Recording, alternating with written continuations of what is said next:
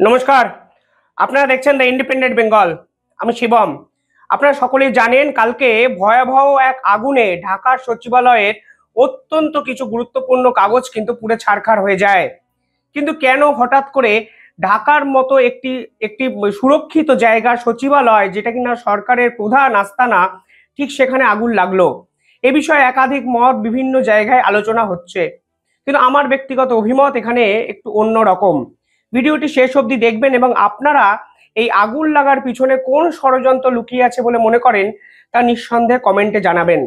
যখন আগুন লাগে তখন আগুনের ভয়াবহতা এতটাই তীব্র হয়ে যায় যে দমকলের একাধিক ইঞ্জিন ওখানে যায় এবং এক দমকল কর্মী কিন্তু মৃত্যুর মুখে এক দুর্ঘটনায় ঢলে পড়েন এবং তা পরবর্তীকালে তার মৃত্যুও হয়।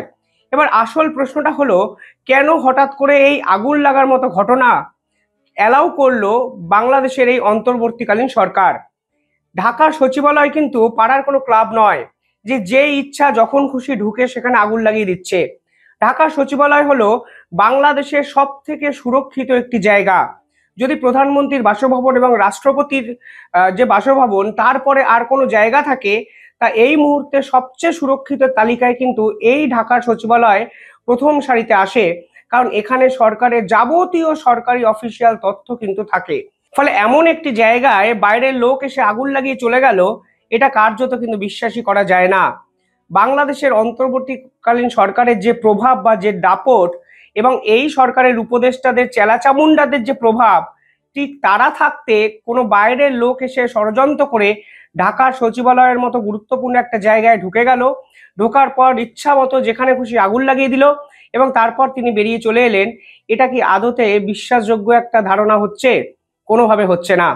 ঢাকার এক উপদেষ্টা, মানে বাংলাদেশের এক উপদেষ্টা, এই আগুন লাগানোর ঘটনা একটি টুইট করে শেখ হাসিনা সরকারের গোপন নথি পুড়িয়ে দেওয়ার জন্য সরকারের আভ্যন্তরীণ ষড়যন্ত্রকে দায়ী করেন।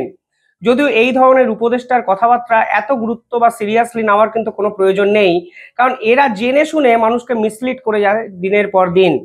ঢাকার এই যে সচিবালয়, তা কিন্তু সরকারি অফিসিয়াল একটি জায়গা, সেখানে যে কেউ যখন তখন কিন্তু ঢুকতে পারে না।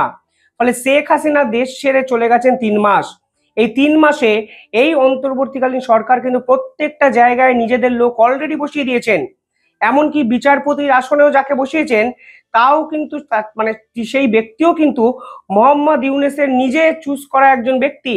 সুপ্রিম কোর্টের প্রধান আইনজীবী, প্রধান বিচারপতি, একাধিক জায়গায় কিন্তু বদল এই অন্তর্বর্তীকালীন সরকার করে দিয়েছেন। বাংলাদেশ থেকে মানে ভারতবর্ষের যে কূটনীতিবিদরা ছিলেন তাদেরকে কিন্তু অন্তর্বর্তীকালীন সরকার দেশে ফিরিয়ে নিয়ে এসছে। সরকারি একাধিক তথ্য, একাধিক চুক্তি, একাধিক নথি তাদেরা নির্দিষ্ট হেফাজতে কিন্তু রাখার চেষ্টা করেছেন প্রথম থেকেই। আদানি চুক্তি নিয়ে কিন্তু তারা আদালত অবধি দৌড়ে গেছেন।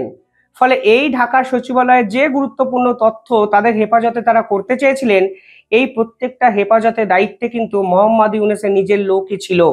কোনোভাবেই হাসিনা কিংবা হাসিনার আওয়ামী লীগ কিংবা কেউই এর সঙ্গে কোনো দৃষ্টিপটেই যুক্ত আছে বলে অন্তত সাধারণ মানুষ কিন্তু বিশ্বাসও করবে না। কারণটা খুবই সহজ, কারণ যেভাবে আওয়ামী লীগ কর্মী সমর্থক বা শেখ হাসিনার সমর্থকদের দিনের পর দিন কেস দেওয়া হচ্ছে, দিনের পর দিন মিথ্যা মামলা দেওয়া হচ্ছে, এর ফলে সাধারণ মানুষও তো ভয়ে ভীত সন্ত্রস্ত। যেখানে আইন প্রশাসন কার্যত জামাত দ্বারা নিয়ন্ত্রিত হচ্ছে, ঠিক সেখানে মোহাম্মদ ইউনূসের আইন প্রশাসনকে চোখে ধুলো দিয়ে ঢাকার সচিবালয়ে কেউ ঢুকলো আর ঢাকা সচিবালয় থেকে আগুন লাগিয়ে কেউ বেরিয়ে চলে এলো, এই পাগলের প্রলাপ মোহাম্মদ ইউনূস সরকারের পক্ষ থেকে এস্টাবলিশ করার চেষ্টা হতে পারে, কিন্তু আদতে সেটা কোনোদিন সম্ভবই নয়। কিন্তু কি হলো এমন একটা বিষয়, দেখুন কোন সময় হয়েছে জিওপলিটিক্সে, সেটা অত্যন্ত গুরুত্বপূর্ণ একটা বিষয়। যখন এই পুরো বিষয়টি হয়েছে ঠিক তার আগের দিন কিন্তু জো বাইডেন ফোন করলেন মোহাম্মদ ইউনূসকে, আর ঠিক তার পরের দিনই জয়শঙ্কর যাচ্ছেন ডোনাল্ড ট্রাম্পের সঙ্গে মিটিং করতে। অর্থাৎ জো বাইডেন কেন মোহাম্মদ ইউনূসকে আর চাইছেন না ক্ষমতায়, সে বিষয়ে আমি একটি পূর্ণাঙ্গ ভিডিও এর আগের এপিসোডেই বানিয়েছি, আপনারা চাইলে দেখতে পারেন। এবার জো বাইডেনের এই ফোন কল মোহাম্মদ ইউনূসের কাছে কিন্তু বজ্র আঘাতের মতো কিন্তু এসে পৌঁছায়। কারণ এই জো বাইডেনের হাত মাথায় ছিল বলে, এই ক্লিন্টনদের হাত মাথায় ছিল বলে মোহাম্মদ ইউনূস কিন্তু ধরাকে সরাগান করতে শুরু করে দিয়েছিলেন। কিন্তু যখন উনি দেখছেন এই বাংলাদেশের পরিবেশ এবং পরিস্থিতি তার হাতের বাইরে চলে যাচ্ছে এবং জো বাইডেন, যা সর্বশেষ ভরসা ছিল মোহাম্মদ ইউনূসের, তিনিও হাতটা তুলে নিলেন। এবং 2025-এর জানুয়ারিতে ডোনাল্ড ট্রাম্প ক্ষমতায় আসছেন, তখন কিন্তু তার সেই পাপের মানে এই যে তথ্য বা নথিগুলোকে তিনি সরানোর চেষ্টা করে গেলেন। আর ছোট্ট একটা ঘটনা ঘটিয়ে ঢাকা শহরকে শুধু নয়, বাংলাদেশ এবং আন্তর্জাতিক মহলকে উত্তপ্ত করে রেখে দিলেন। আর এই তথ্য বা নথি যদি এখনই না সরিয়ে দেওয়া হয়, তাহলে কিন্তু নিঃসন্দেহে জো বাইডেনের হাত মাথা থেকে তুলে দেওয়ার পর আন্তর্জাতিক স্তরে আমরা কিন্তু একা হয়ে গেছি দিনের শেষে। তারা পাকিস্তানকে ভরসা করেছিলেন, কিন্তু বর্তমানে পাকিস্তানের অবস্থা তালিবানদের অ্যাটাকে এতটাই খারাপ, দুর্বিষহ, যে তারা তাদের এই যে ভাই বাংলাদেশকে কতটা সহায়তা করবে সেটাই একটা বড় প্রশ্ন। ওদিকে জয়শঙ্কর কিন্তু পৌঁছে গেছেন ডোনাল্ড ট্রাম্পের সঙ্গে মিটিং করতে। আর ঠিক তার আগের দিনই বাংলাদেশ সরকারের পক্ষ থেকে আবার বিএনপির প্রাক্তন শিক্ষামন্ত্রী পিন্টুকে জেল থেকে ছেড়ে দেওয়া হয়, যে পিন্টু কাশ্মীরের বিভিন্ন সন্ত্রাসবাদী আক্রমণের ফান্ডিং করেছেন এবং সরকারি গুরুত্বপূর্ণ নথি এই সকল ব্যক্তিদের হাতে তুলে দিয়েছেন, এবং যার প্রায় যাবজ্জীবন কারাদণ্ড হয়েছিল। কিন্তু মোহাম্মদ ইউনূসের বদান্যতায় তাকে জেল থেকে ছেড়ে দেওয়া হয় ফের একবার ভারতকে উস্কানি দেওয়ার জন্য। সে বিষয়ে আমি একটি ভিডিও বানিয়েছি।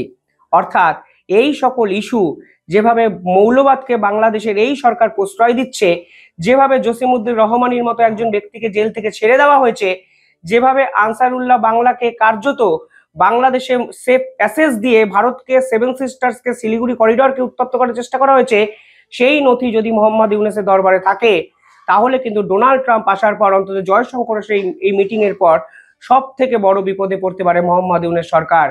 তাই কি জেনে শুনে সব নথি আগাম বার্তা পেয়ে পুড়িয়ে দেওয়া হলো? এই প্রশ্ন কিন্তু থেকে যায়।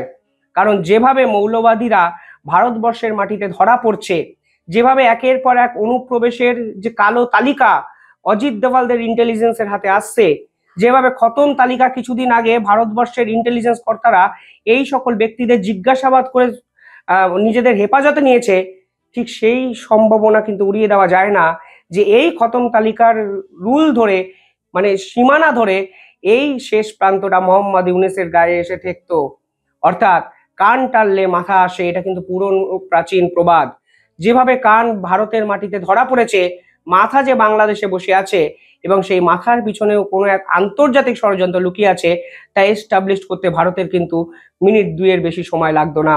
আর ঠিক সেই প্রেক্ষাপটে দাঁড়িয়ে একের পর এক জেলবন্দীদের মুক্তির তথ্য যদি মোহাম্মদ ইউনূসের কাছে থাকে, তা যদি আন্তর্জাতিক মহলে চাপের কাছে বাধা এক্সপোজ করতে হয়, তাহলে কিন্তু এই সরকার সব থেকে বিপক্ষে পড়তে পারত অন্তত ডোনাল্ড ট্রাম্প ক্ষমতায় আসার পর। আর ঠিক সেইখানে দাঁড়িয়ে এই সমস্ত নথি বা তথ্য নিজের লোককে দিয়েই পুড়িয়ে দিয়ে আওয়ামী লীগের উপর দোষ চাপিয়ে বাঁচতে চাইছেন মোহাম্মদ ইউনূসের এই অন্তর্বর্তীকালীন সরকার, যা আদতে বাংলাদেশের অন্যতম দুর্বলতম সরকার বলে আমার ব্যক্তিগত অভিমত। মোহাম্মদ ইউনূসের শেষ 3 মাসে বাংলাদেশের জেল থেকে কজন মুক্তি পেয়েছে জানেন? আমি একটা ছোট্ট তথ্য আপনাদের বলছি। শেষ 8 মাসে কারাগার থেকে 1000 জনের বেশি জেলবন্দি অভিযুক্ত পালিয়ে গেছে। অর্থাৎ আইন প্রশাসনের কর্তারা এতটাই নিজেদেরকে ডাইলুট করে ফেলেছেন যে 1000 জনের বেশি লোক পালিয়ে গেলেন জেল থেকে। 6ই আগস্ট কাশিমপুর কারাগার থেকে পালিয়ে যায় প্রায় 200 জন বন্দী। 3 নম্বর যেটা হয়েছে সেটা হলো, জেল ভেঙে পালানোর সময় যারা পালিয়ে গেছিলেন তাদের কিছু জনকে বাংলাদেশের যে পুলিশ তা ধরলেও এখনো অধারা 78 জন, অর্থাৎ এই 78 জন এখনো বাংলাদেশের সেফ প্যাসেজে আছেন। কেউ কেউ আবার বর্ডার টপকে বাংলাদেশ থেকে ভারতে আসতে চাইছেন, কেউ আবার পাকিস্তানে পালিয়ে গিয়ে ভারতকে অশান্ত করার চেষ্টা করছেন। পাশাপাশি নরসিংদী কারাগার থেকে 19শে জুলাই পালিয়ে যায় 826 জন, যার মধ্যে কিছু জনকে পরে গ্রেফতার করা গেলেও এখনো কিন্তু মুক্তাঞ্চলে ঘুরে বেড়াচ্ছে 611 জন। এই এত সব নথি কোথায় গেল? কোথায় গেল চাকমা সম্প্রদায়ের উপর অত্যাচারের নথি? কোথায় গেল দিনের পর দিন সংখ্যালঘুদের উপর মানসিক নির্যাতন, ভুয়ো মামলা, মিথ্যা কেসের নথি? কেন এক ঝটকায় হঠাৎ করে একটা শর্ট সার্কিটে সব নথি পড়ে গেল? এবং এ বিষয়ে মোহাম্মদ ইউনূস সরকার কি দায় এড়াতে পারেন? হাসিনা চলে গেছে, 3 মাস হয়ে গেছে। 100 দিনে জাতির উদ্দেশ্যে ভাষণ দিয়ে বড় বড় ডায়লগ দিয়েছিলেন এই মোহাম্মদ ইউনূস, কিন্তু দায়িত্ব নেওয়ার পর নিজের যে সচিবালয়, সে ঢাকা সচিবালয়কেই পাহারা দিতে কেন পারেননি তিনি? কেন নিজের লোক নিজের জায়গায় বসিয়ে রাখার পরও দিনের পর দিন বাংলাদেশের এই সরকারি নথি কার্যত অবহেলা করে রাখা হলো, যার ফলে একটা আগুন লাগার ফলে সবকিছু পুড়ে গেল। আর এই সকল নথি যখন জাতিসংঘে ভারতবর্ষে প্লেসড করতো, যেভাবে ডোনাল্ড ট্রাম্প আমেরিকায় ক্ষমতায় আসছেন 25শে জানুয়ারিতে, তখন মোহাম্মদ ইউনূস ঠিক কোথায় পালাতেন এ ভাবলেই হয়তো তারা আতঙ্কিত হয়ে এই সকল নথি পুড়িয়ে দেওয়ার পথে এগোলেন। ভাবলে অবাক লাগে, এই মোহাম্মদ ইউনূস নোবেল জয়ী একজন ব্যক্তিত্ব, যাকে গোটা বিশ্ব একদিন সম্মান করত, কিন্তু আজকে নিজের সরকারের ব্যর্থতার দায় নিয়ে নিজের লোকদের দিয়ে এই উপদেষ্টা সমন্বয়কদের দিনের পর দিন কাজে লাগিয়ে একের পর এক পাপ করে বাংলাদেশকে ডুবিয়ে যাচ্ছেন। ডোনাল্ড ট্রাম্প এবং ভারতকে ঠিক কিসের জন্য এত ভয় পাচ্ছেন? ভাবছেন এই সমস্ত ইস্যু পাকিস্তানের মতো বাংলাদেশকে নিয়েও জাতিসংঘে প্লেসড করতে পারে ভারতবর্ষ? কিন্তু প্লেস করার কি আর কোনো দরকার আছে? ভারতের একটা প্রেস কনফারেন্সে আপনারা যেভাবে কেঁপে যাচ্ছেন, যে যদি এই সমস্ত ইস্যু জাতিসংঘ অবধি পৌঁছায়, তাহলে কিন্তু আপনাদের অবস্থা অত্যন্ত খারাপ হবে, নিকৃষ্ট একটা জায়গায় আপনারা পৌঁছাবেন। এই পুরোপুরি বিষয় হাসিনার দুদিন আগের একটা কোট আমার মনে পড়ে যায়, যেখানে তিনি বাংলাদেশের সেনাবাহিনীর উদ্দেশ্যে কিছু কথা বলেছিলেন। তিনি বলেছিলেন, এই জঙ্গি সরকারকে সেনাবাহিনী দয়া করে প্রশ্রয় দেবেন না। আপনারা হয়তো ভাবছেন এদেরকে প্রশ্রয় দিলে আপনারা জাতিসংঘের শান্তিরক্ষা মিশনের সদস্য হবেন। আমি জানি শান্তিরক্ষা মিশনে গেলে অনেক টাকা পাওয়া যায়, কিন্তু এই সরকারকে যদি প্রশ্রয় দেন তাহলে দেশটা শেষ হয়ে যাবে, দেশের ভবিষ্যৎ প্রজন্ম কিন্তু শেষ হয়ে যাবে। আপনাদের সামনে অনেক সময় আছে, আপনারা এখন তরুণ সেনাবাহিনীর সদস্য, দয়া করে আর যাই করুন এই মৌলবাদকে প্রশ্রয় দেবেন না। ঠিক কিসের জন্য বাংলাদেশের সেনাবাহিনী, সেনাপ্রধান, আইন শৃঙ্খলার কর্তারা এই মৌলবাদকে প্রশ্রয় দিল, এবং এত গুরুত্বপূর্ণ নথি কিভাবে এক নিমেষে পুড়ে যেতে পারে সেই জবাব তো মোহাম্মদ ইউনূসকে আন্তর্জাতিক স্তরে দিতে হবে। কারা বঙ্গবন্ধুর মূর্তি ভেঙেছিল? কারা 32 নম্বর ধানমন্ডির বাড়িটা পুড়িয়ে ফেলেছিল? কারা দিনের পর দিন ছাত্র আন্দোলনের মধ্যে অন্যরকম পিস্তল দিয়ে গুলি চালিয়েছিল? কারা সংখ্যালঘুর উপর নির্যাতন করেছে? কারা চট্টগ্রামের একের পর এক দোকান ঘর ভাঙচুর করেছে? এই নথি কোথায় গেল সেই জবাব মোহাম্মদ ইউনূসকে তো দিতে হবেই। আজকে 3 মাস হয়ে যাওয়ার পর আপনার হাতে পুলিশ প্রশাসন, আইন শৃঙ্খলা সবকিছু থাকার পর এই নথি পোড়ানোর জন্য আপনারা শেখ হাসিনাকে দায়ী করছেন ষড়যন্ত্র করেছেন বলে। আর আপনাদের হাতে থাকা নথি, আপনাদের দায়িত্বে থাকা আপনার নিজের ঘর পুড়ে গেল, অথচ আপনার কোনো দায় দায়িত্ব নেই। এটা কি হতে পারে মোহাম্মদ ইউনূস?